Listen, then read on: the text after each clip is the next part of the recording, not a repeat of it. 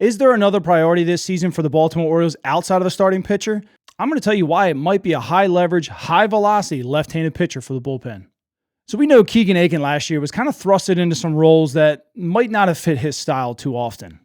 Akin had 16 innings last year of high leverage baseball, late in the game for a lefty, and he did okay by ERA standards. But when you look at FIP, FIP was over 5.3. So he gave up 17 hits, he gave up 12 runs, had 8 walks, with 19 strikeouts, which is pretty respectable. But all in all, guys had a 5.08 slugging against him. So to put Keegan Akin back in the spot next year, I don't think we can do. I think we need to upgrade.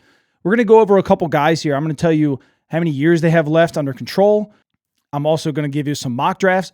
Don't rip me in the comments for this. I don't have any kind of formulas or anything. I'm just using baseball trade values. I know that's not highly regarded around here, but I had a little fun with this, and I'm just going to present it to you and rip me in the comments, whatever. We're going to start off with Adrian Morejon. And Adrian this year, he's a rental, I guess so to say. He's under control through 2026. He's a free agent in 2027. But you can see his percentile rankings last year. His pitching run value is a 21. He's got 6 pitches you got to deal with, primarily throwing a sinker, which runs up, near 99, 100 miles an hour. It's his favorite pitch. He uses it 62% of the time. He had a very low barrel rate at just 4% last year. Hard hit percent was down around 30%, which is very good. Ground ball rate, near 55%. This guy really had it going on for San Diego last year. Now, San Diego, obviously, they're going to try and make a run this year. Do they want to keep him? Would it cost a lot to acquire him? These are all questions that we have to kind of figure out. Average exit velocity, 85. Everything when you look here at the metrics, they're great for Morejon. Now, in-depth look here, he had 70 Ks, which I thought was pretty nice. He had a 5.9% walk rate, which is awesome. A 186 average against, and 491 pitches over 97 miles an hour. Now, there's some stuff here on the board. I'm just going to let you read that off, so I'm not reading the whole thing. But all in all, an in-depth look, Morejon looked pretty good. Now, what did he do against some of the top offenses in baseball? All right, he pitched 32 games, 30 innings, 2.808 ERA. He had a 211 slugging, which is outstanding, a 32% K rate, again, which is outstanding, and a 0.76 whip with a 155 FIP. Morejon was absolutely dominant last year. Now, it's going to take a lot to acquire him. Now, this is my mock trade for him. Now, don't laugh at it, but his value somehow is only a 5.80. So the Orioles here could get a value sent back at 9.5, and that's Brandon Young, Yennier Cano, Frederick Ben-Cosme. So would that get it done? Brandon Young's got plenty of control. Yennier Cano has had success in this league. Maybe they can figure him out. And Ben-Cosme just doesn't have a spot here anymore. You got Estrada coming up here, and you've got Griff O'Farrell coming up. Middle of the infield's pretty tight for Ben-Cosme, so maybe he's available. Again, I don't know if this would get it done. I just had fun doing it. But let's look at the next one here. Aaron Ashby from the Milwaukee Brewers would be very hard to pry, but they did just bring over Zebby from the Kansas City Royals, and maybe that makes Ashby available. Now, you can obviously see that he's a free agent in 2029, so he's got some control. Now, he's got some high velocity. He runs it up 97, 98, 99 miles an hour. You can see that the average velo here is 97.4. Chase rate was pretty low considering how fast he throws. K rate was decent. Barrel percentage down to 3%, which is outstanding. Pitching run value at a 9. The metrics look pretty decent, right? Not as good as Morejon, but pretty decent overall. He's got a 5-pitch pitcher here. Likes to throw the sinker, kind of just like Morejon. But there's a lot to play with here. Now, the control makes things a little bit different. And the in-depth look that I liked here, he's got a 27.7% K rate, 113 whiffs last year. Walks were a little high, about a 9% walk rate, 26.5% whiff rate, and 389 pitches over 97 miles an hour. Again, we need velocity in this bullpen. And that's what I'm looking at here. I'm looking at lefties that were pretty decent last year that might be available and could throw pretty hard. And when you look at what he did against some of the best offenses, 16 games, 3.8 ERA, 26% K rate, a 135 whip, which is okay. And then the FIP and the XFIP were pretty good as well. I would take that in my bullpen over Keegan Akin in a heartbeat, And Keegan had his moments, but at this point, I think we need to upgrade. Now, he's for some reason has a negative 0.9 value here, but I think it's because he's making $14 million this year. Now, he's making good money, so my thought process was Cade Povich, right? He's got a lot of control. He's a starting pitcher, and Thomas Sosa. Sosa was in the Orioles top 30. He's got a lot of power. He's in currently, or I think he ended the season in Double-A. Could be a project for them to fix. Now, they got a very, very good system. They probably could fix Sosa. So that would give the Orioles a 22.8 value. And then again, like I said, a negative 5.9. I don't know how to take that, but I think it's because the salary. Do I really think Ashby's probably available? No, but I had fun with this one anyway. My favorite is Garrett Cleavinger from Tampa. I would love to acquire this guy. Big time left-handed arm.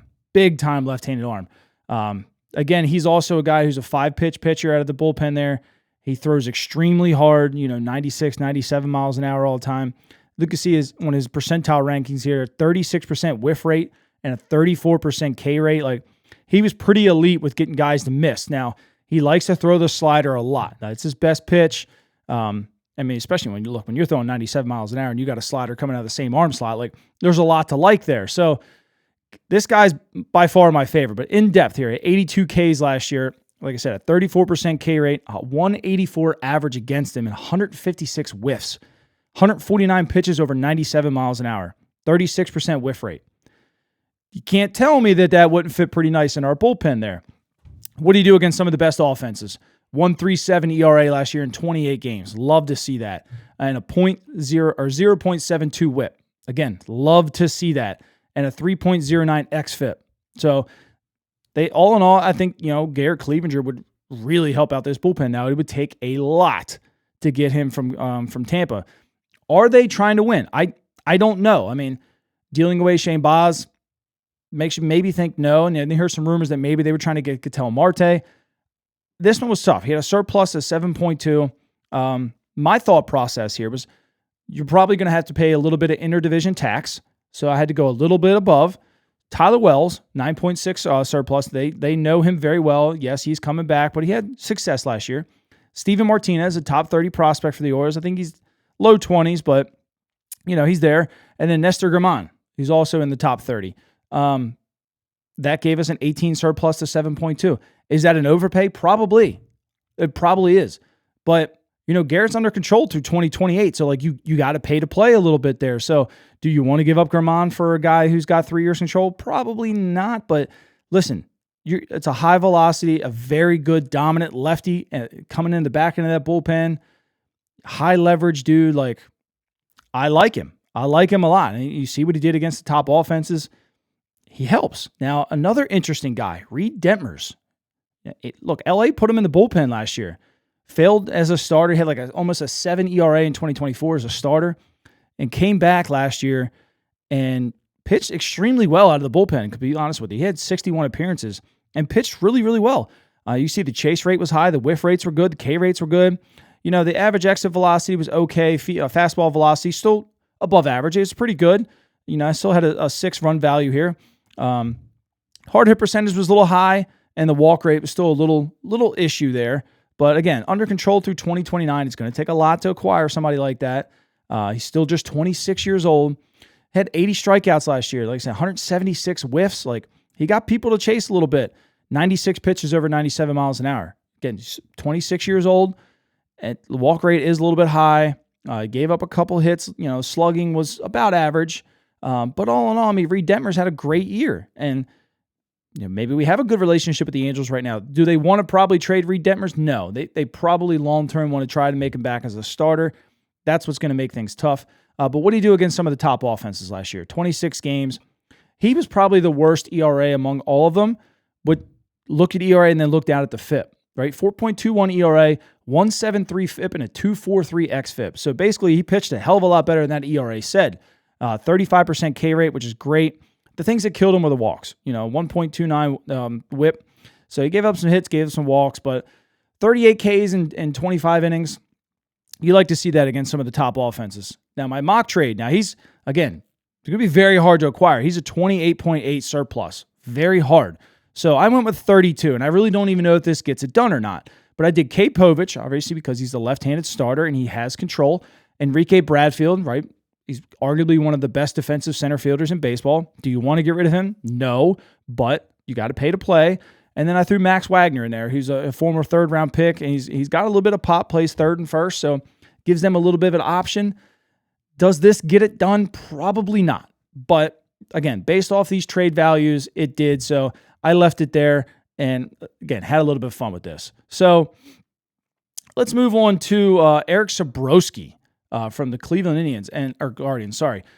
There's been some rumors that the Guardians do want some of the Orioles players, whether that be Ryan Mountcastle or Kobe Mayo, and they're not really sure what they have available. Now, Sabrowski threw the ball extremely well last year, and he's under control through 2030. Again, so it's probably going to take a lot to acquire this guy. But the expected batting average last year was 159. He's got a 3-pitch pitcher here. He doesn't throw as hard as some of the other guys here, but he's effectively getting guys out a lot. Barrel percentage was down to 3.6 last year. Extension looked really good. In-depth look at him, he had a 34.7% K rate, even though he didn't throw as hard as some of the other guys. 144 average against him, and almost a 38% whiff rate. Now, again, he had 0 pitches over 97 miles an hour. I think that's fine. What killed him was the walks. 17.4% walk rate. That's not going to get it done. But again, young guy, he's got a lot to learn. It'd be extremely hard to acquire him. For some reason, 4.1 surplus. Got to be wrong. For the sake of this, I went with Kyle Verbitsky. Guy's got 6 years control. He's in the upper levels of our minors. Yeah, Yasmil Buse.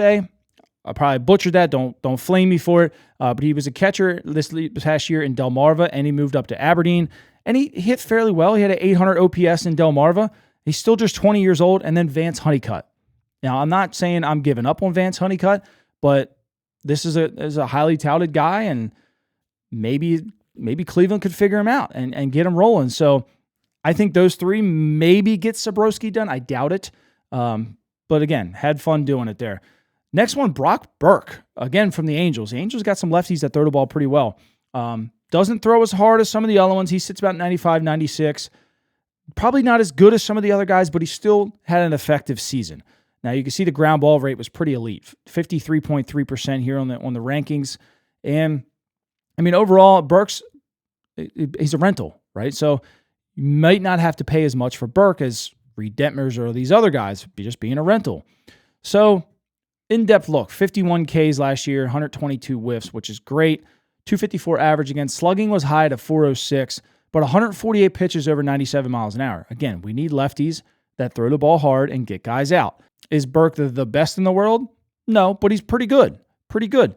What do you do against some of the best teams? 27 games, 22 innings, a 1.19 ERA. Didn't give up too many runs. Just 6 walks last year, 197 slugging. K rate wasn't that high. Whip was good at .88.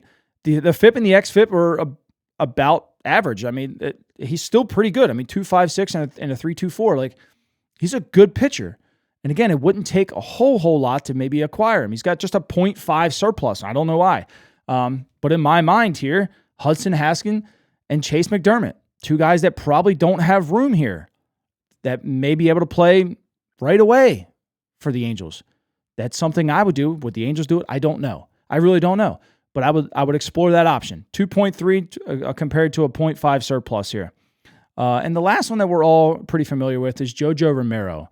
We've heard the rumors that the Orioles have already contacted the Cardinals about him. And the metrics look pretty good. Breaking ball value is at a 9. It's pretty good. Ground ball rate is elite at 57.1 last year. Average exit velocity was great at 87. But all in all, he had a fantastic season.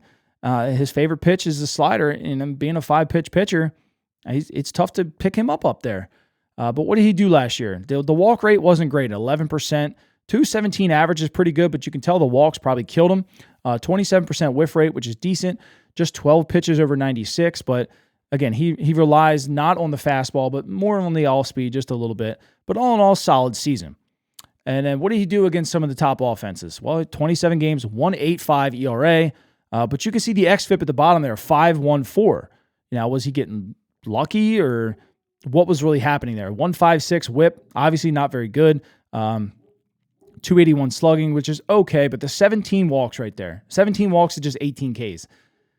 He is a tough one to gauge, to be completely honest with you. Now, again, he's also a rental, but he's got a 4.1 surplus. So I went with Judd Fabian and Trace Bright, and it gave us a 5.9 surplus. Does that get it done? I don't know. I mean, they are trying to trade away Lars Nootbaar. They would probably need a center fielder. Judd's got a lot of swing and miss in his game, but he's an elite defender. He's got a very good arm, and he's got a lot of power, basically what Lars Nootbaar is. And then you get a starting pitcher back, which they're always trying to acquire. So why not? Why not? So again, my whole thing here was just try to find a good, high-velocity, high-leverage left-handed pitcher for this bullpen. You want to see what the leaders did among all the stats that I kept against some of the top offenses? Well, the most games, Morejon. Most innings, Morejon. The lowest ERA, Burke. The most Ks was Morejon. 2 walks last year, Garrett Cleavinger. I spelled his name wrong. I apologize. The best slugging, Burke. 35.5% K rate, Reed Detmers. 0.72 whip, Garrett Cleavinger. And then 155 FIP, Morejon, and a 229 xFIP, Morejon. Now, the Orioles need a back-end guy. Keegan Akin can't be your guy. Grant Wolfram probably could develop, but right now he can't be your high-leverage lefty. They don't really have one. They have a surplus of guys that they can deal from the major league team and from the minor league team. And I think the Orioles need to take this opportunity and go and acquire one of these guys. If he's a rental, fine. If he's got control, he's got to overpay a little bit. Cost for left-handed relief pitching is high. We know that. We saw it with Seattle and Washington. It's very high. But would some of this get done? Who were some of your favorites? Let me know down in the comment section below. Please tear me apart for some of these trade proposals because I know they're not all that great, but that website's fun to use and have a good time with. But anyway, I hope you all have a happy new year. I appreciate you stopping in and watching, and I'll catch you guys later.